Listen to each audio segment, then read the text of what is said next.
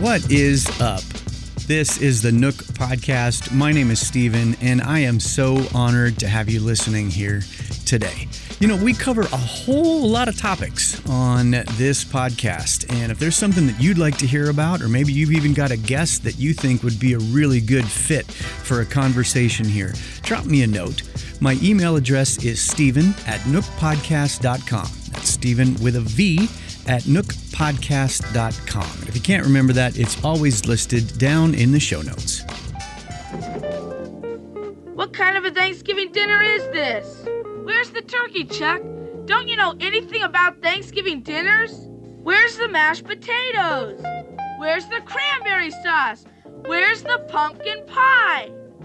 You were kind of rough on Charlie Brown, weren't you, sir? While we can all probably agree that the Thanksgiving installment of the Charlie Brown universe, Charlie Brown franchise? Yeah, we'll call it the franchise, was arguably the worst of all of the Charlie Browns, but it proves a point. Buckle up. We are coming in hot to November.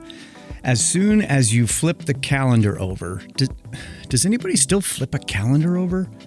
I don't. Anyway, November signals the legit start of the holiday season, and that means the inevitable gatherings. Thanksgiving, Friendsgiving, office parties, Christmas, New Year's Eve. It can be a lot, and it can be stressful. We all know this. So, in an attempt to help us all go into this season with a better mindset, I've invited my friends Seth and Melanie Studley to come back onto the show. Yeah, they are my first returning guests. If you missed the episode, just swing back through my catalog here, and it is the one titled Black-Eyed Marriage. If you haven't heard it, I think you will get a kick out of it. Seth is a licensed marriage and family therapist. They are both marriage coaches, and together they run Anatomy of Marriage.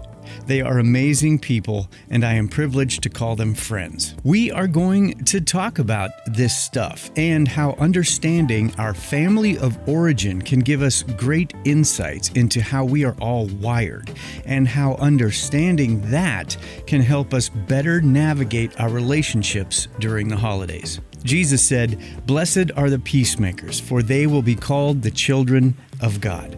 Well, I believe that if more of us go into the season seeking that peace more than anything else, the better off we will be.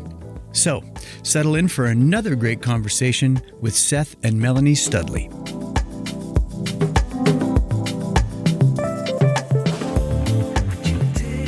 First of all, it's so lovely to see you. You know that I am I'm a Studley fan. We are a Steven fan. All right. Is there such thing as a family of origin 101? When you're diving into it with a client or a pair of clients for the first time, how do you wade into those waters? Or you're those crazy marriage coaches that just go jumping into the deep end? Well, sometimes we jump in the deep end, but we do like to preface it with a little, well, in therapy speak, we call it like some psychoeducation, right? So family of origin, imagine a family tree. Imagine you and your brothers and sisters and mom and dad and grandmas or whoever you were raised with, biological or non-biological. Think of it as a mobile, like in a baby crib. Mm-hmm. It's got all these hanging things. And what you do or don't do affects each one around it, like a mobile. If the little kid is in the crib and like hits one little thing, guess what? It goes around the and whole around. system It ripples and ripples. It ripples, yeah. So family of origin is, and these aren't our words, this is actually Dr. Les and Leslie Parrott. He calls it the university of relationships. It's where we learn to be married. It's where we learn to be a person, to be a student, to be a father, sibling, a brother, a sibling, a mom or dad, or a community member. It is what is normalized. Think of it this way. So most of us move out, I don't know, I'll just speak for America, right? Say move out around 18 or 20 or something like that. If you do anything, and if you're around anyone for 18 to 20 years, you are going to pick up a lot from them, right? You're going to learn what to do. And then once you are have the cognitive abilities, a lot of us learn what not to do. Like, I'm not doing that. Or saying that or feeling that. Yeah. Yeah. And we start with our clients about asking them, like, what was it like growing up in your family? How did you feel? And a lot of them will be like, oh, it was like, they'll tell you, they'll give you an insight into their family of origin right away. Like, oh, my family was super happy. Like, we could talk about anything. And it was really fun. Or it'll be, oh, we didn't talk about anything. My parents never fought. I didn't even know that people fought because you just shoved everything under the rug. Right. So we like to kind of dive into it by asking them what their childhood was like. And usually they'll just reflect right back to us what they're telling us about their family of origin without knowing what the concept is. Yeah. Well, this is a good example. I was on a call earlier today, and one lady was like, because I asked what was modeled for you growing up, like seeing your parents. Well, they were loud. They fought a lot. They really didn't communicate, and they went and stormed off and stuff. And then the husband was like, we were really just conflict avoidant. I hate conflict. I don't know what to do with it. Right. So it was very quiet. That doesn't mean that it wasn't present. Right. It just means that we weren't communicating or talking about it. And then oftentimes we find ourselves married and like, we just go right to what we know. We Wait do a minute. the thing we saw. Yeah. And it gets so funky. It goes from everything from where the silverware might go in the kitchen to how you raise kids, to what you do with money, to where you vacation, how where you you load don't the vacation, dishwasher, everything do and you anything. save money? Yeah. It's ridiculous. It literally touches everything. It's got its tendrils in every single thing that we do.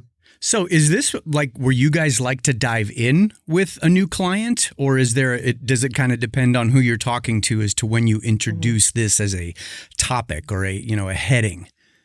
It comes pretty early. We do this in our intake session. We typically will couch it under this, like, just tell me about your childhood type vibes, right? And really what we're doing is we're trying to figure out, because if I say, okay, tell me about your family of origin, they'll start overthinking what I'm asking. Right. Yeah. And so essentially I'm like, just tell me, like, what was it like? What were the sort of general thoughts? Like, who ran the show? Was mom more assertive, or was dad, or what happened when there was conflict? And we have to start there because that shapes everything as it moves forward with our couple, right? So if I ask a client and I say, they tell me that in their home, mom always got her way, right? If that's the vibe that came from their family of origin, and then we get into session with the husband there, and we find that the wife is trying to always get her way, we go, oh, that's his family of origin. Wait a minute. Right? Yeah. And then how does that present itself in the marital relationship? Right. Oh, well, we're arguing because she always wants what she wants and I can't do anything. It really illuminates it. It exposes sort of the architecture behind how the couple functions when you get to the family of origin sort of foundations. I am smart. The architecture, the bones. You heard what I said. Write it down. Seriously. Well, what you're illuminating for me is how contextual that is when you start working with a couple. In that not only, I'm sure it's giving you guys great insight as to moving forward with them, and that you've got that to reach back for, but maybe even more so that introducing that as a thought process for them, that has to open all new doors. And it's like, oh, wait a minute. I never even considered that her relationship with her dad, or the way that grandfather was, or whatever that scenario that they come from, must give them a whole new place to see their own situation from. Mm-hmm. Yeah. Well, let's give a quick contextual example in that. And like you brought up, the daughter's relationship with her dad. And so Melanie is the youngest of 5, right? And also birth order has a lot to do with how we grow up. I'm the oldest, and, compared to the oldest to the youngest, actually, that's a good pairing based on the research. It was pretty interesting. We didn't know that. Well played, Studleys. Well played. I know, right? But Melanie's relationship with her dad was always there no matter what. Dad could fix anything, and I can literally ask anything of my dad, and he'll do it. Yeah. And it was like, Dad has no feelings. And I will say, my dad had a traumatic brain injury when he was very young. So he's super robotic. He's awesome. He's very, very successful, but he's also like void of feelings. Other than just nice, he doesn't have other feelings. And so that is what I literally took from my family of origin, what a dad is supposed to be, which obviously is just what I'm basing off of my own father. And I overlaid it onto Seth and was like, what? He has feelings? This is dumb. Right. Like, what am I supposed to do now? I can't just yell at him and he'll be like, okay. Right. Because that's kind of how my dad was. Not that I yelled at my dad. Right. Let me be very clear. Good call. Yell at my dad. But that was, it's really important when you start looking back and going, wait, how does my family of origin impact what I see when I look at my spouse and what I think marriage is going to be, right? It is crazy. Yeah. It's really insightful. And like you said, Stephen, you can take that information and go, oh, okay, today we're going to go this way in our conversation. And let's explore this. Have you thought about this? Or as we get to know the clients more, it's like, oh, since I know that about your biological family and family of origin, I bet this might come up for you. Let's go upriver and talk about it so it doesn't come up later in more ugly ways.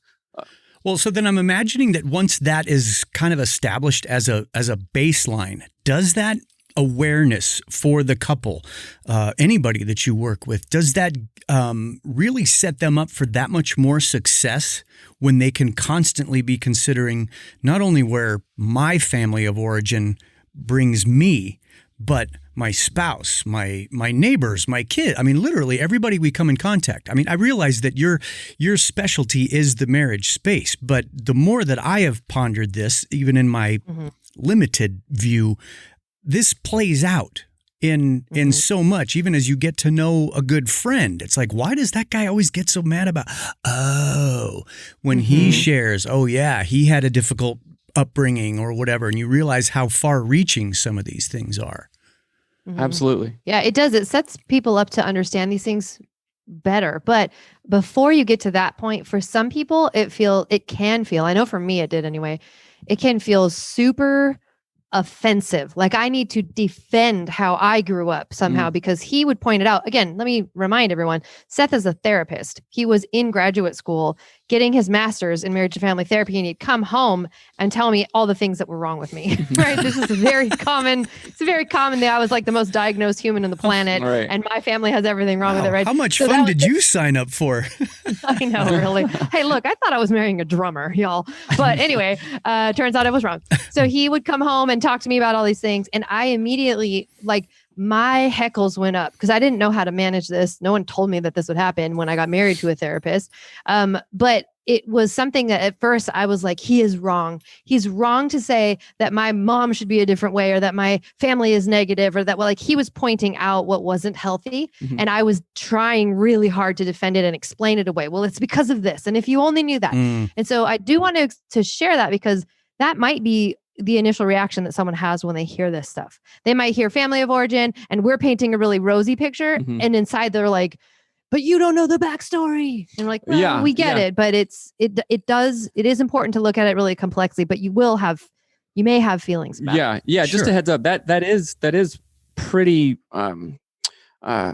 common to where, when one partner or whatever learns this new information and goes, this is the greatest thing ever. I have to share it with my spouse and tell them why, hey, my way is better. This is why you're so messed up. Yeah, well, they'll say that, of course. You're welcome. Yeah, you're welcome. But when we learn new information like this and having insights and know that it can be helpful, we do want to share it. Now, I was completely overzealous and said a lot of things incorrectly and could have done it in a much more. You probably were actually fine. I was really, really terrible when we were first married. So I'm going to like back out of that and say that you were probably fairly balanced. Yeah. And I was basically off my rocker house. But that's very mature. Very mature. Yeah. Yeah.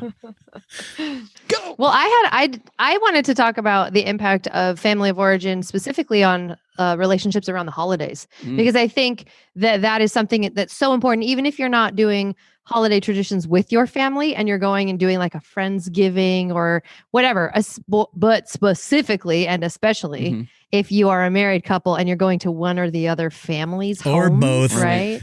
Or both or all and your friends, like the impact that can have. Because that to me is something we tend to realize it after the fact, and we don't sort of front load and go, how could this holiday go sideways if I don't think about family of origin? And then we go through it all crazy and look back and go, what just happened? Right. So that's a conversation that I would love to have, and like the impact of family of origin on the holidays and why it can get so funky.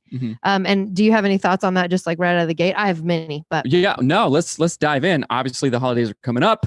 We've been doing this for 17 years. So we kind of have it dialed in, but that doesn't mean that things can come up. But let's speak to maybe the early years. And Stephen, you too. Like, what was it like combining your two families, with Thanksgiving and stuff like that? And then, again, this goes back to family of origin. How do we do Thanksgiving? Because my version might be very different. Yeah, actually, let's just share that. I think that would be really fun. Because I know that there are funny Thanksgiving. Like, we went to South Carolina. I think it was for first married for Christmas or something. And we weren't even married. We were dating. Imagine that. Yep. I show up with like a shaved head. No pressure. To his, the deep South Thanksgiving. And they have way different traditions just culturally, right? They do the New Year's, like, there's just lots of, we were there for Christmas and New Year's. And just the we put gravy on the turkey, not just you eat. No, we do. Black-eyed peas and. No, that's New Year's. I know. I'm trying to think of the different, whatever. Anyway, they just do things really differently. And like in his family, his grandmother is British. She's from England and she's 95. So like there's this super matriarchal British influence in his family of origin. No matter what way we slice it, Nana has a very, she's got like queen vibes. Like hyper queen vibes. And so the crown vibes. And so just like from the very first get-go of us doing any family holiday at his house, it was very much like, oh gosh, I don't know what I'm doing. And his grandmother asked me so kindly, who taught you how to cut food like that? I was like, not the Royal Army or whatever, whoever taught you, I don't know. I just cut because I can cut. But that was a really sort of like a weird moment for me because I thought, well, everyone sort of does it like my family. I just didn't even think about it. Right. So what stands out to you? Oh, what were you say? Well, no, the cultural difference there. And so let's go back to family of origin and think about it this way. As it relates to marriage, I know that we have had a lot of arguments and miscommunication over the years of holidays as far as like everything. Oh gosh, yeah. Easter, Valentine's Day, Thanksgiving, all the major U.S. holidays, right? And when we weren't on the same page and when we go into another environment, like her family, her large extended family, or kind of the environment I came from, my large extended family, we absolutely must. I want like married folks to hear this, been married 1 year or 30 years, it doesn't matter. It is so important to be on the same page as your spouse, right? And I'm thinking of all kinds of like tips and tricks and stuff. So we'll share a couple. So let's be intentional about this. Hey, we're going into, I don't know, Auntie Sue's house for Thanksgiving. There's going to be a bunch of family there and all this stuff. Your family is going to be there. And let's make sure that we are on the same page. If one of us is, crazy aunt whoever is like, had too much wine before turkey and like starts getting weird, then I want to be able to be like, hey, Mel, are we cool? Or do we need to leave or whatever? Because we want to be on the same page there. Right. And I think it's really important to understand. We talked about this on another podcast like 2 days ago, and it's a real thing. There is a thing called holiday regression. Sure. When you go I made it up on that. It was real. I Googled it. Oh, for real? So it already exists. Holiday regression. Look at how smart you are, Seth. I know. You're a genius. So like you go back to your family of origin and, I'm the youngest of 5 kids. I'm the baby almost of our whole family unit. So in my brain, I'm like, I don't need to do anything. I just sit. Yeah. I eat like the little, I eat the little crackers and the cheese and I don't do nothing. But Seth is like, look, we've got 3 kids. Can you do something? Like, why do you change when we go to your family's house? And it's that holiday regression. So family of origin becomes even sort of more magnetizing around the holidays because of that sort of regressive, like I revert back to when I was little or younger.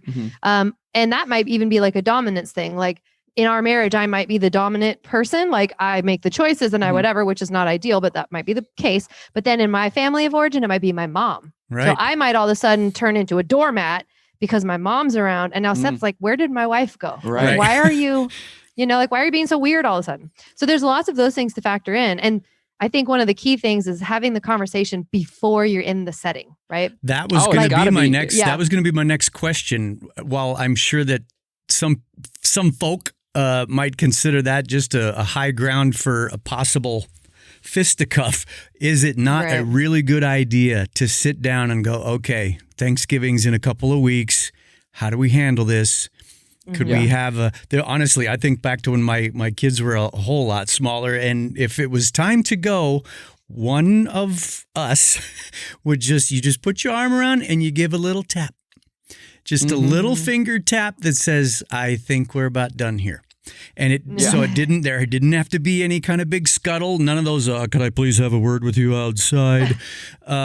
Just subtle, because we had a bit of a plan going in to minimize some of those frictions. Is this healthy? Yeah. Yes. Yeah. Yeah, that's a great idea. And you have to be intentional about it, because think of anything else we do. Like if I'm even going to the drive to the store, at least I have an idea of what I'm going to get when I get there. Right. You know what I'm saying? Unless you're going to Target. Right. Well, yeah. Target gives you the ideas of what you're going to get when you get there. Yeah, that's true. Like product placement, all that stuff. Yep. But with saying that is, hey, let's talk about it beforehand, based on the other times. Like, okay, I remember last Thanksgiving, it was bonkers because just who knows what. Yep. Let's plan for a different Thanksgiving this time. Let's be on the same page this time. And one thing that this is an exercise that we talk about on the show all the time, and also with coaching clients, is okay, let's be on the same page and share what our expectations is. And this is literally as simple as this. And we do it almost every weekend. Right. We do it very Hey, regularly. Melanie, say, it's 11 o'clock on a Saturday or something, kids, we kind of sleep in, we're just chilling or whatever.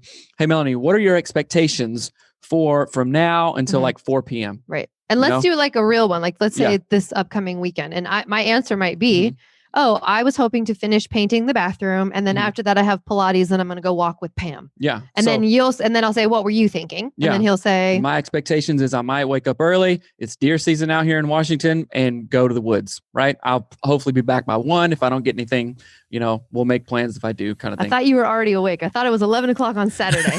Oh, sorry. I don't know. Story undid. Well, it'll be earlier than that, right? But then that's the plans. And maybe, hey, let's go to that new restaurant that just opened up, for dinner. Right. We'll take the kids out that night. And so what we're doing is we're not assuming anything. What, you're going over to your friend's house or this or that, or you're going hunting all day? This, right? Yeah, because that's where a lot of couples go sideways. So let's overlay that same example into Thanksgiving. Hey, we're going to Auntie Sue's this Saturday for Thanksgiving, or whatever day Thanksgiving is on. It's a Thursday. Thursday. Oh, Thursday. Every time. Okay. Oh, it is? Yes. Oh, okay. Anyway. Thursday of the month. Okay, so the third Thursday of the month, we're going to Auntie Sue's. Let's make sure we're kind of chill.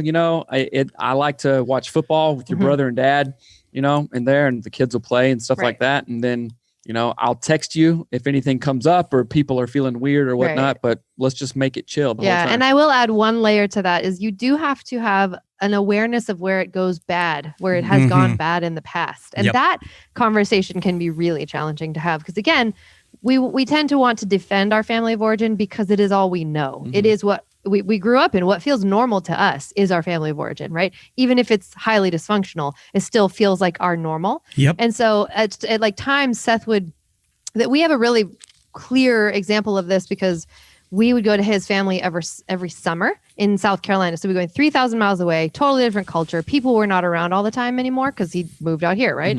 So we would go there and we would see these cycles that would happen. And it's always in the summertime because that's when we would visit. But we noticed that 3 days in, someone would lose their crap. And it was usually, I hope the parents aren't listening, it was either one of his parents. It was either his mom or his dad.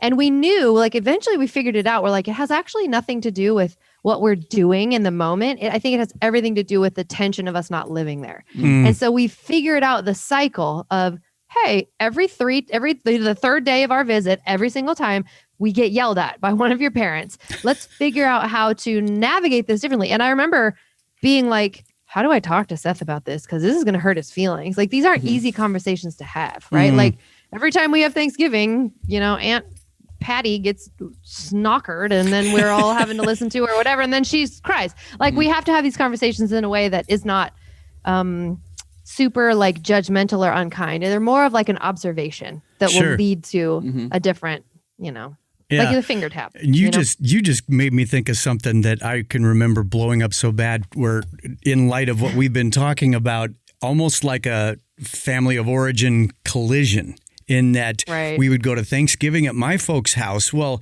end of the meal, that regression thing, that's about where Dad and I would hit the couch and just basically slip into a turkey coma. My mom would go to town, the Enneagram 2 poster child that she was, and she's now going to clean everything. And my wife is ready to jump in the kitchen and start helping because that's what she did on her side. And she's looking at me like, what are you doing? What do you mean? As we eat and then we couch and you get in there and you help your mother. I've never, okay. Now there's just a strange meddling of things in those moments. There was just like, yeah, next year, remember what happened last time? How do we do this better? And I wish that we had a little bit more insight like this in those moments that should be inventoried so that the next time those situations come around in the family gatherings that you don't get those high friction times. Right. And it's funny that you use that example like of the like feeling like a collision, because we say that in episode or season 1 that a marriage or even a friendship, any type of relationship is literally two family of origins colliding. Like they're like galaxies just exploding into each other. And a great way to figure out what is something that is sort of like a family of origin ingrained thing inside of you is to answer the question like, on Thanksgiving, my husband should. Right? Should, we're usually told like, oh, don't should on yourself. That's bad. Blah, blah, blah. Like we make fun of that word. But it's a very clarifying word when you say, oh, well, yeah, you should be, and then fill in the blank with whatever it is. Some women might say, oh, yeah, my husband should sit on the couch and watch the football game because maybe that's what their dad did. Right. So they would be like, oh, yeah, that's what you should be doing. And they might be offended that their husband is up trying to help in the kitchen, like some weirdo. Right. But in their world, they go, that's not what you should be doing right now. Yes. Right. So if you're listening to this show or watching it and thinking, how does this apply to me? How do I figure out what is my family of origin stuff? Just answer that question. Like during Christmas, I should, or my kids should, or my husband should, or whatever that is. And then whatever pops into your head immediately without any filter or any like extra thinking is what probably was presented in your family of origin. Sure. Right. But it takes a lot of awareness to do that. This is no small feat. Oh, yeah. Well, and that's you're tracking right where I was thinking with that, in that obviously this is going to take a good conversation in a family in how you approach that. But is there a way to take this almost too far? It's like, do you call your folks and go, hey, how can we do this better? I realize like, I don't want to like pre-plan the fight here, but we just, as much as, retail outlets everywhere want to make the holidays look like, oh, this is the greatest time and smiling people and everybody brought a pie and it just looks... Holidays look amazing on TV, but we all know that it plays out so much differently. And maybe you've got family showing up that you haven't seen in years, especially after last year. And you're getting things reintroduced. This is a really long way around the mountain for the question of how much do we try to control in those situations? And that, we can get things squared away in our squad, but what about everybody else? Right. So I have the perfect answer to that. And I can't wait. I know. No, seriously. And this is like a couple of tiers here. So first of all, it starts with we must be on the same page with expectations and actually our shared vision.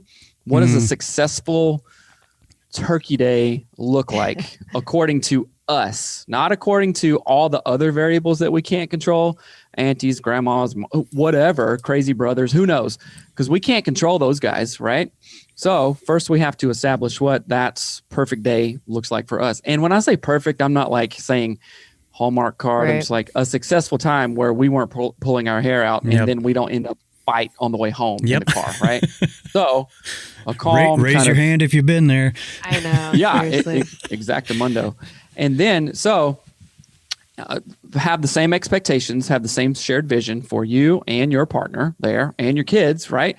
Because we can control the kids more than we can other, people we haven't seen more, I guess. Well, maybe that's the illusion of a parent. I can't control my kid. Yep. There's another episode. Yeah, I know, right? But then go in, and I have thought about this, and we've tried to do this actually with both of our families, like announce or say or hint, hey, we want to do this differently. And oftentimes we get weird sideways looks of like, what are you talking about? Right. Like what? Yeah. Don't try to, don't try to do therapy with me or like whatever kind of thing. I've actually heard that before. You think you're so cool. On a couple of different Seth fronts. just reinvented Thanksgiving. Right. Oh, my way wasn't good enough. Right. Right. Exactly. That's why we're talking now.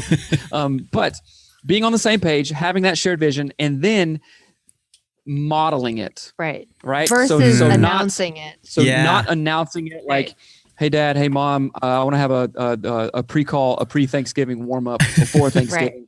Make sure we're on the same page. They're like, no, what are you talking about? So I would go in fact, we have practiced this on various trips back home, even here in Washington with your family and stuff. We're like, hey, this is what we're going to example. This is what we're going to model. And this is what people are going to see. And we don't have to talk about it. Right. And there's also like, this is what we're not going to do. Because, there are things that are going to be triggering, right? So like if I start to regress and I start to act like the baby of the family, Seth is not going to pout and get mad at me. He may give me some sort of signal, like flip me the bird. Just kidding. He would say, I imagined you hold up the turkey. Right. The real bird. The real bird. But anyway, that's beside the point. That sound is beside the point. But that there may be a signal or a thing where we agree ahead of time, like, hey, if I start to regress and kind of ignore your like requests as a wife or whatever, like just let me know and I will sort of reunite with you and we'll get back to where we wanted to be. Right.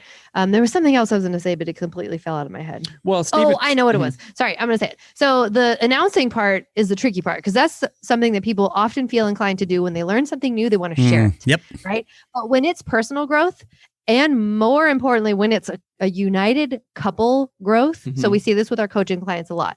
They all of a sudden level up and have a new awareness of self, a new awareness of family of origin. And they want to share it. And partially because they also want to reinforce that they're doing something healthy. But what it does that often nobody realizes it will do is it tends to make other people feel ashamed of their own actions, ashamed of their lack of connection with their own spouse. And it makes them feel defensive of their current behavior. So as much as you may want to share these things, even this podcast, you may want to be like, oh my gosh, Mom, you need to listen to this, or sister, whoever, Samantha, you need to listen to this podcast. Oh my gosh, it's so good. They may take it as offensive. They may be like, what are you trying to tell me? And I don't appreciate that, right? So that is something to be aware of that even though you're excited about it, and even if you have a game plan with your spouse, announcing your growth tends to backfire. So unless they're ready to hear it, or they're really open-minded people. Yeah. So I'll give you a perfect example. So this was very recent for us. I was back home. I did a thing in Nashville and then flew down to South Carolina to see my folks. It was just me solo because I was on the East Coast anyway, right? And I am doing this exercise program. It's called 75 Hard. And I just talk about it. I share about it. I don't say this is the best thing ever. Everybody around me has to do it. It's like, oh, I got my other workout and they always see me, carrying around a giant water bottle. So they get curious about it. And this is for my mom and dad. And I was just talking about it because they asked, hey, why do you drink so much water? Well, I'm doing this thing and I feel so much better. And here's my routine and blah, blah, blah. And this and that. I'm like, oh, okay, cool. And then so that piques their curiosity in that. And they're like, oh, well, what else are you doing? And I talk about the other stuff that I'm doing, like stuff that we're creating, like podcasting and coaching and, seeing you in the airport and like, whoa, this is cool. And so that gets them to talking and it opens the door for a conversation. Now, did I bring it up and say, hey, I'm doing this thing. I have growth mindset and all this stuff? No, not at all. You were just living it. I was just living it, right? It was just literally your actions, right? So actions speak louder than words and all this stuff. So in context into possible conflictual Thanksgiving or Christmas or whatever, I want folks listening, and I'll tell Melanie, let's also do this. I want us to not talk about it, not spread it around, just live it, just model it, right? And then we say this with parenting stuff, more is caught than taught, right? And then literally my mom and dad on that trip, they caught my vibe of, I don't know, doing cool things and being happy. And they both said it was really a good visit, honestly. Better than was this your latest one? Yeah, just the latest one. Because I wasn't there. Yeah, I think so. Pretty much. No. That's what I took from it. It was awesome. My takeaway. No, Leave no. Melanie out of all visits. We have had conversations since I've been back in Seattle with mom and dad of like, hey, wasn't that visit just cool? Like, man, you rubbed off. My mom and dad actually said this, like, whoa, you rubbed off on us, right? And literally they're exercising and reading different books and stuff. And I didn't say a word about exercise or reading books, which is really, really cool. So living it. So if you want to give Thanksgiving, share expectations with your spouse, have the shared vision for it, do the little tap, or sometimes we text, right? Right. Yeah. We will I'm text sitting each on the other. couch. I'm like, hey, time to go, lady, kind of thing. Your drunk aunt keeps talking about and then model what you want to see, right? Be the change that you want to see, kind of thing. And I think a really important factor there is that in the past, we would try to talk to our families about our growth. And it's really weird because it's like, we need to prove that it works before we say we want to try it. Because almost everyone around us would be like, well, that's a dumb idea. Even if it's like, you know, you're thinking of someone like Tony Robbins, like he is doing this thing and he's successful at this thing, but you try to bring it up and someone's like, oh, he's a weirdo. Yep. And they immediately like shut all of your ideas of growth down. So don't share the ideas, just live them out. And the proof is in the pudding, right? Like, people will see it and feel it.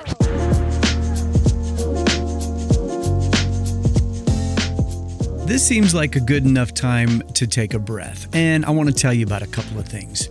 Number one, Seth and Melanie are dedicating the entire month of November to doing a much deeper dive into this whole idea of family of origin. And if it's piqued your interest like it has mine, I highly recommend that you go follow everything that they do. They've got a fantastic website. They've got a podcast. They've got a YouTube channel. They've got great social media. Go check them out. I've got a link in the show notes. And secondly, while you're in the show notes, I just want to point out that there is a link there that's just called Buy Me a Coffee. And all that is a simple way for you to put a few bucks in the tip jar for helping defray the costs here at the Nook Podcast. Anything you can do will help. All right. Good enough breath, good enough break. Let's get back to this conversation with Seth and Melanie.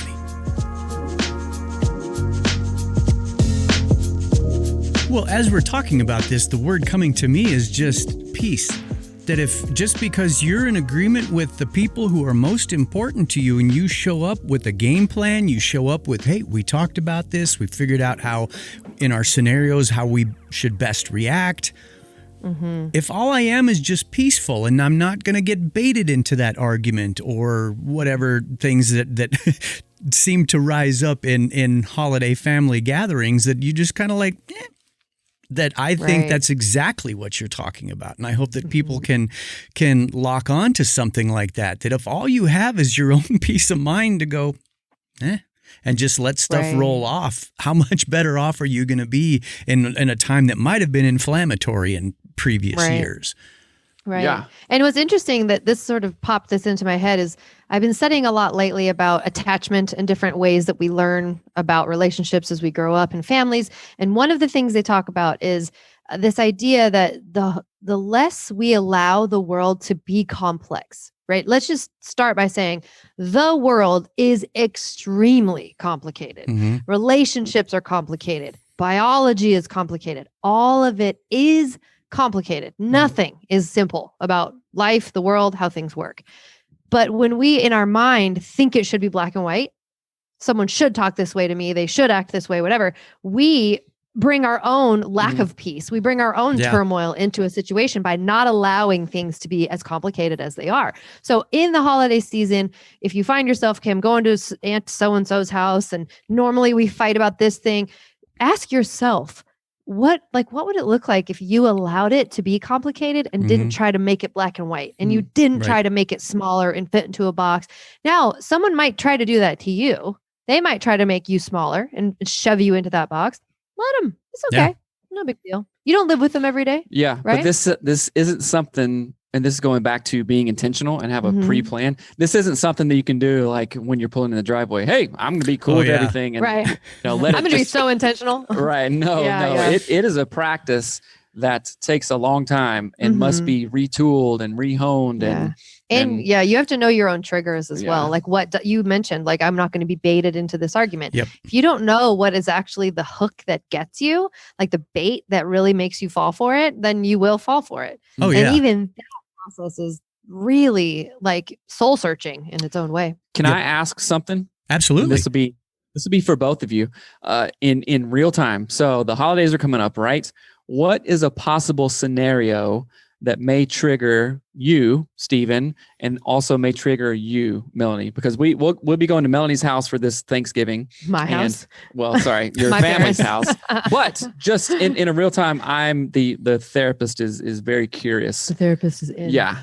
So what might trigger you, Stephen? Well, I'm immediately thinking about how, being the father of grown children and how well, I'm never going to call it full circle, but it's certainly something to consider. Like, well, yeah, when my kids were little, we told them how things were going to go. Well, they move out and they start getting into other circles. And immediately, the first thing that came to mind for me is like, well, we planned this. Why can't you be here for this? Not realizing that there's a whole lot of other cogs that have to happen between kids in other states, my grandkids, other, in-laws on their side, that all of a sudden that soup just keeps getting more and more convoluted from all the different angles. And all I'm is like, well, yeah, that's fine. But what about this? We planned this. Just respect this.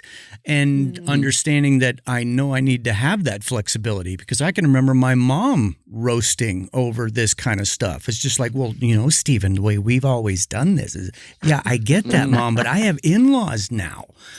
And it just, what you're talking about in that complexity, it's like, I don't know. I feel like I'm 55 years old and still just getting a grasp of things. We'll never be able to get a handle on all that complexity. Yeah. But that's what comes to mind for me, is that there's a lot of people that you're trying to get scheduled all at the same time.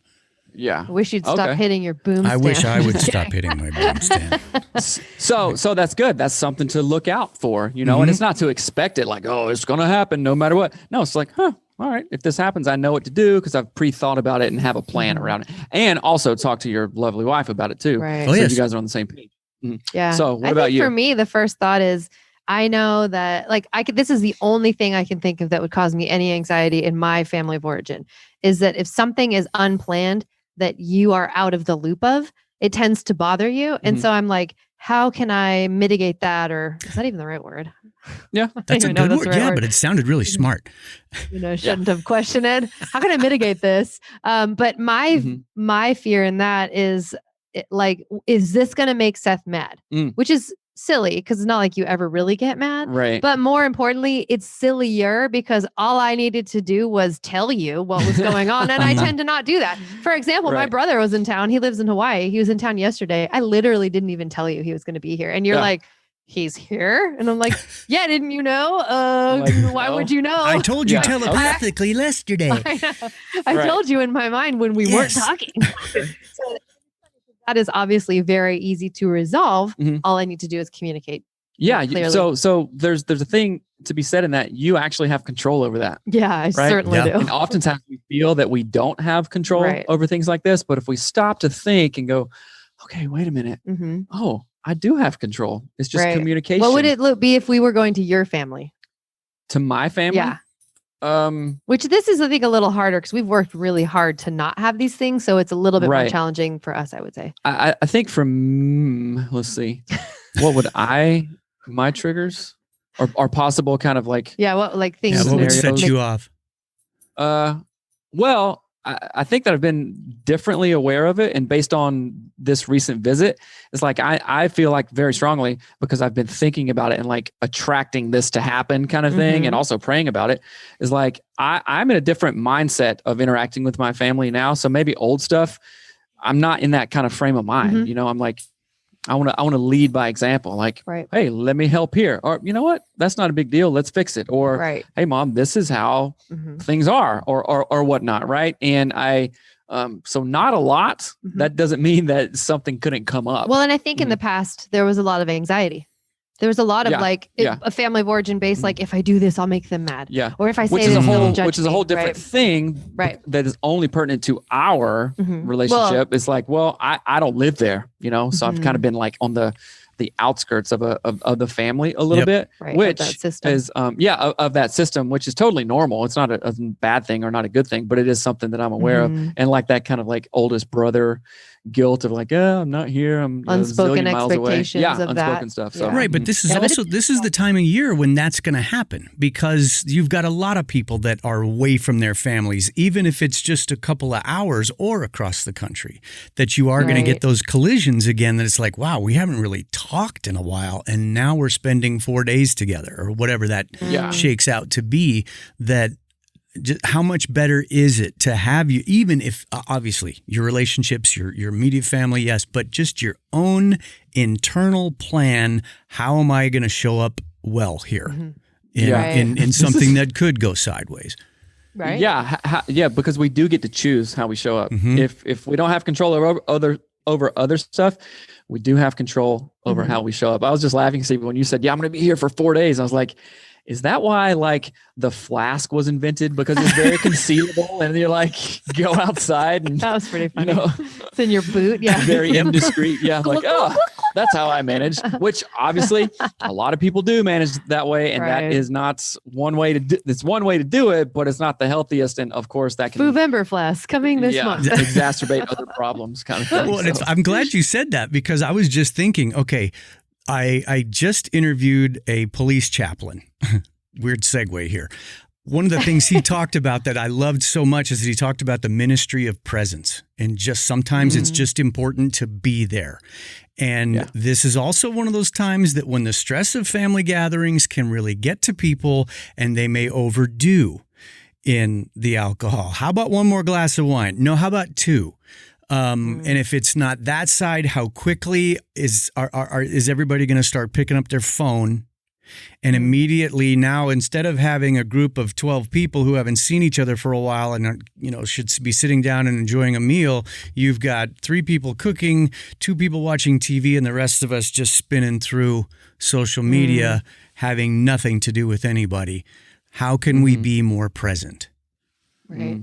I think in that, I love the idea of, we talk about this a little bit, but setting intentions, but really saying, like, casting a vision.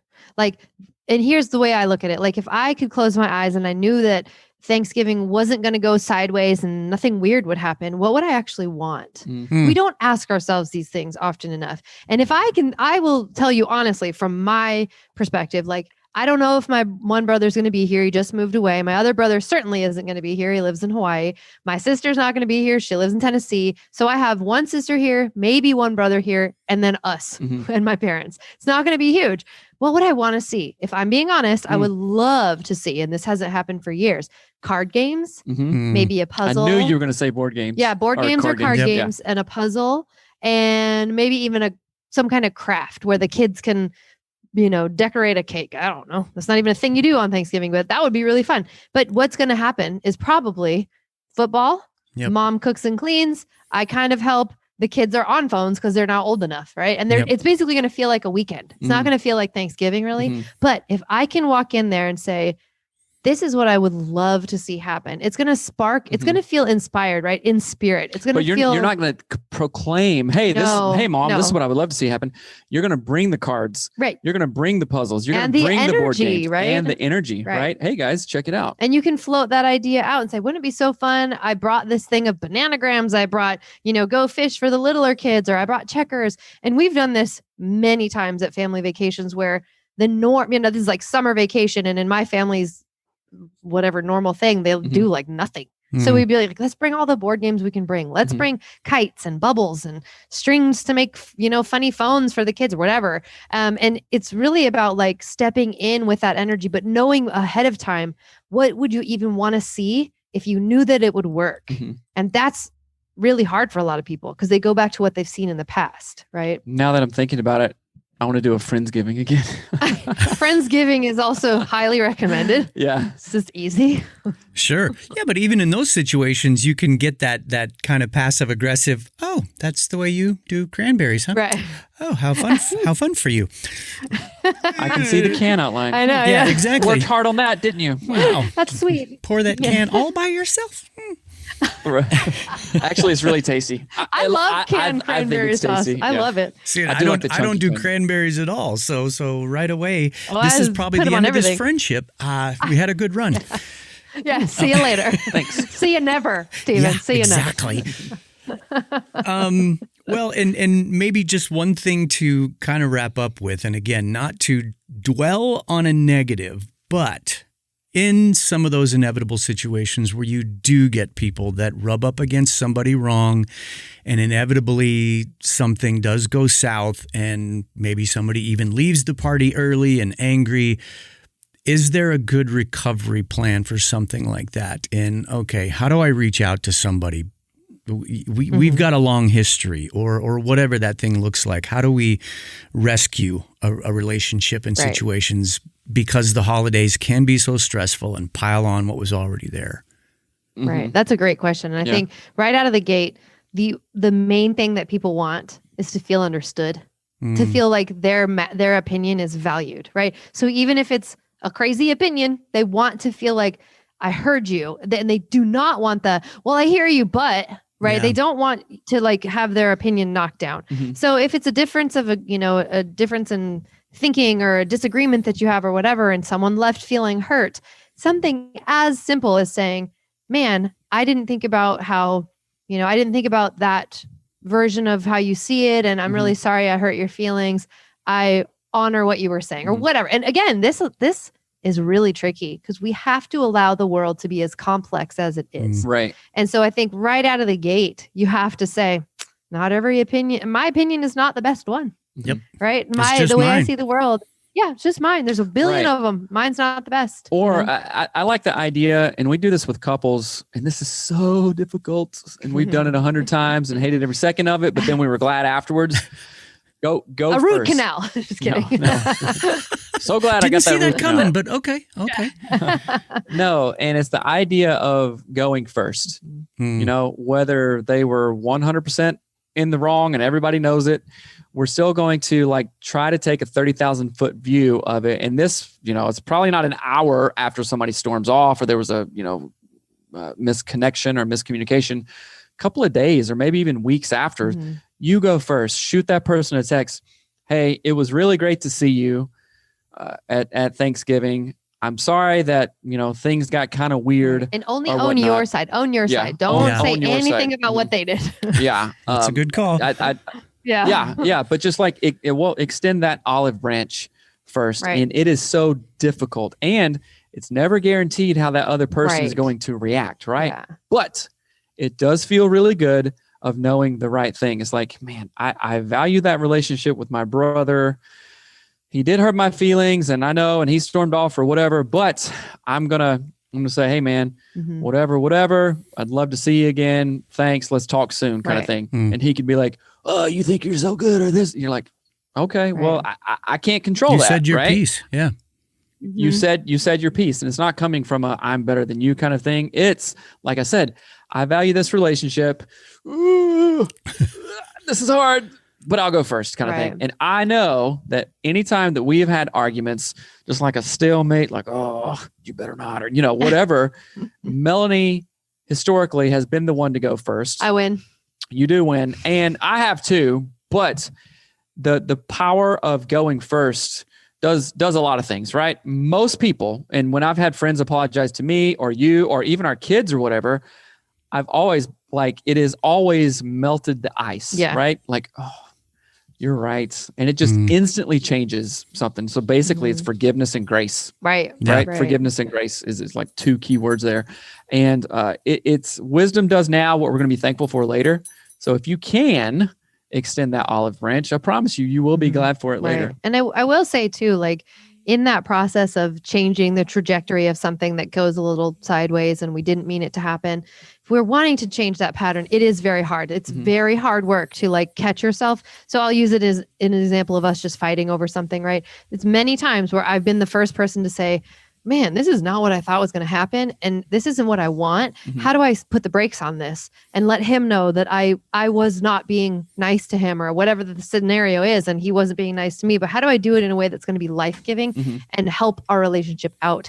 And it almost always works best when you just start with, wow, I really wasn't listening. I didn't really understand that. I'm sorry. Like you have to really kind of hear it from their perspective, even if you don't agree. You don't have to agree with someone to know that you have hurt them, right? And that's, I think, a key part where you don't have to have the same view on the world to know that you have hurt someone's feelings, right? And when we can start there and make our repairs there, I think it goes so much further. And then also, sort of like you were saying, float the idea of what we want to see more of. Like, man, I'm really I'm sorry I was misunderstanding you at Thanksgiving. I would love to hang out more. I really value your friendship. Something as small as that can go a really, really long way. Well, and how disarming can that be to someone, even if they're completely puffed up and ready to, go to blows or whatever that looks like. But that's humble, that's vulnerable, and it's life-giving. Right. And you're seeing the need of someone else too. I think that's really important. Like, even if we have a disagreement, but if I can get past that disagreement and see the need within you, maybe the need is that you just want to be heard. One of a really great practice is imagine that it's January 15th and you're looking back at your holiday season. Go, how do you want it to have gone? Not how did it go last year, 4 years ago, 10 years ago. So project yourself out into the future and say, write a paragraph, write a pretend paragraph of how your ideal holidays went, and then shoot for that target, right? It gives us a place to start. It puts a vision in our head of how it can be. And that's a really motivating element of it. And it feels good when we can go, oh, I want these things. I want this to happen. And so, but these are they're a messy season. And if we don't get out in front of them, we just wonder why we're stuck in the mud every year with gravy on us and cranberry sauce. Stuck in the gravy? Yeah, stuck in the gravy. I just got the idea. I think I'm going to call this episode The Food Fight. The Food Fight. The Stuck Food in the Fight. Gravy. I love it. You think I'm joking? I'm writing this down. Family of origin drama. Yeah, you're right. You're right.